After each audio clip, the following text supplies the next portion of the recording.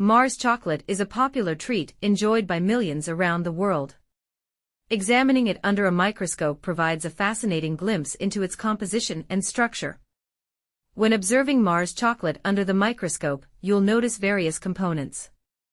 The outer layer consists of smooth milk chocolate, which appears as a rich, brown surface with a glossy sheen. As you zoom in, you might see tiny cocoa particles dispersed throughout the chocolate, giving it its characteristic flavor and texture. Inside the chocolate bar, there are layers of caramel and nougat.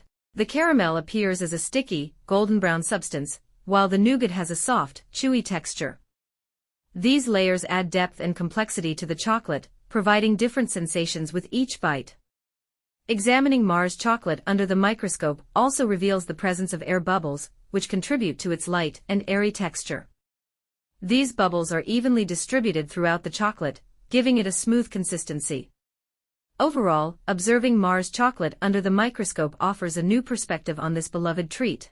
It allows us to appreciate the craftsmanship and attention to detail that goes into its production, as well as the intricate flavors and textures that make it so enjoyable to eat.